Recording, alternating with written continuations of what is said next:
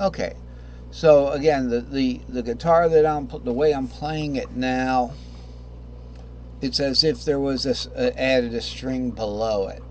Okay, but what makes it even more complicated is it actually is this guitar here with the three, because I consider this an E.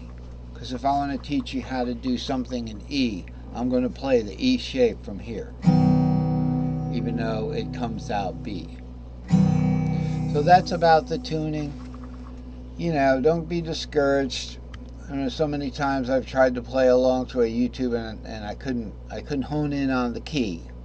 Then when I finally did hone in on the key, it's like it wasn't the same. It wasn't the same. It's like they wanted me to, you know, try to just do it on the fly, and I don't do that. I have to know pretty much what I'm doing. I like to know what I'm doing before I do it. So let's get to the chart for today. This is the chart for today, okay? What do we have here? Got a lot of good stuff.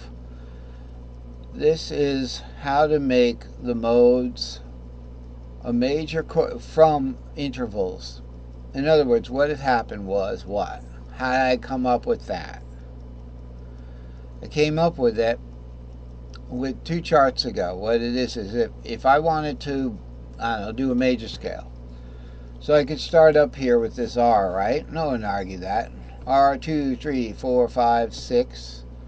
Okay, and then what will go on top of that? This 7R will go on top of that. All right, the 5, 6 locks in. You see the 5, 6 would lock into the 7R, 2 right there. So you learn this one first. You see the 5, 6, and you know automatically you got a 7R right there.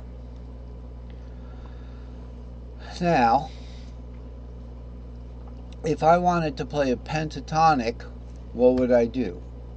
I would have to, can we move this around a little bit? It can't go over anymore. All right, so if we zoom in, maybe it'll go over a little bit. I don't know. I'm in the way. I'm sorry. So over here on the right hand top corner here, if I remove for pentatonic, we have to take out the 7s and the 3s. Okay, there's a 3 right there. There's a 3 right there. Oh, excuse me, for pentatonic, we take out the 4s and the 7s. So there's a 4 there, there's a 4 there. We take out this 4, 7, this 4, 7. And by the way, this little guy here is like a mini 7L. So it's like a 7 and an L. This is the first pattern you should learn. You know why? Because when you learn this one, it's the only weird shape pattern you'll ever have to know. And then this one just comes a lot easier. And then this guy stacks on top of this one over here in the pattern stacks. We got two types of pattern stacks up here. Short pattern stack and long pattern stack. Okay, long is used for around the fret nut where we have to do things like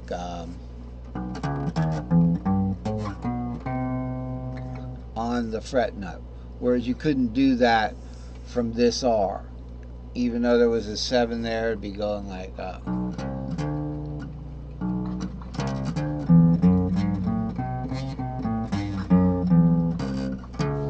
but guess what? That's the F. I'm talking about the open E, which is coming out of B. A really badly tuned B, but we'll just have to train this thing.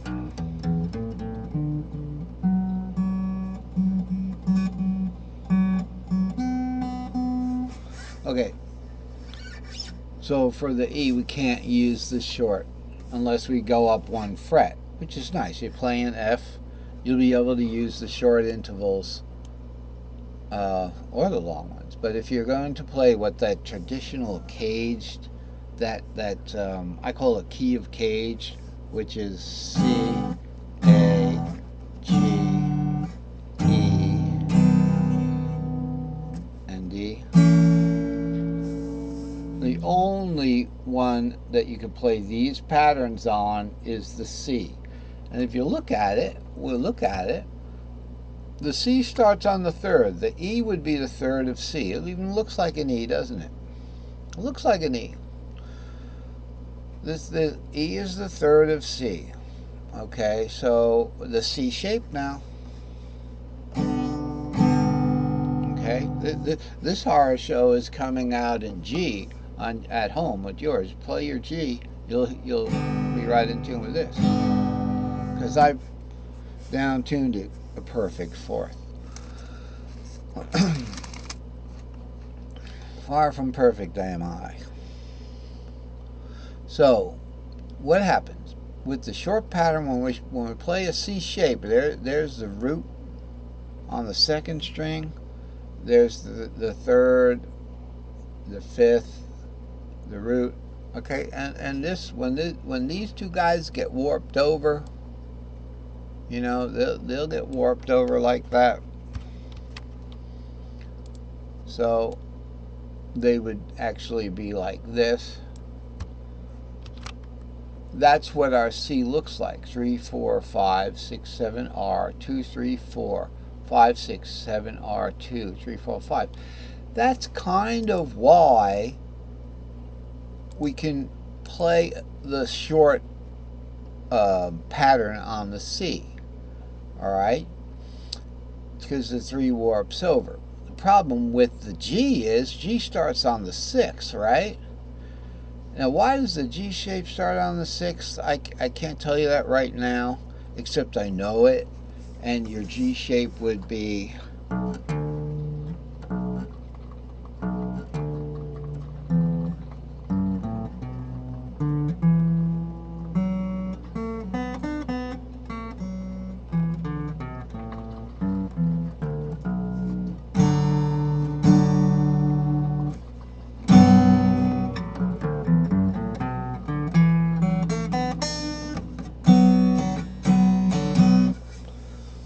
now, the E minor just sounds really good with the G because the E minor is the 6th of the key of G. But be careful, we have left the key of C. We are in the key of G.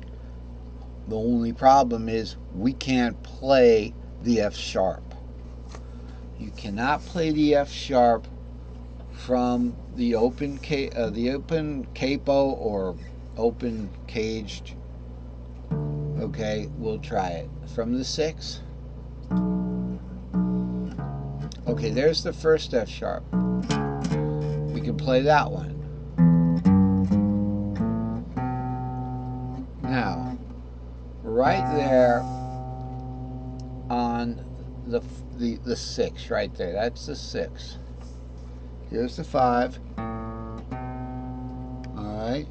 The 5th of G is the D string. Of course, with you it would come out the A string. Okay, so there's the 5th and the 6th. Guess what? That is the 5th. Excuse me, this is the 6th. Drop it down to the open. We're on the open 5th right there. We cannot get that 7th. Okay? Because, why? Because it is not there and it's string 4. String 1, string 2, string 3, string 4. It's not even warped over. It's not warped over. 3 and 6 is warped over for us. Let's do that and we'll get a look at our G shape as everybody knows it. Okay. Let's just do this. Now here's our G regular guitar with the top 2 strings warped over. So we can do this 3, 5, 6, 7, 2, 3, 5, 6. Okay, and now we got try that one more time. 3, 5. I'm sorry, I was playing C. It just took me right here to that. Starting on the 6. It's 6, root 2, 3, 5, 6, root 2. Okay, root 2. Now our 3 is going to be there to save us. 3, 5, 6, root, because it's warped over. You know, the tuning warp from between strings 4 and 5.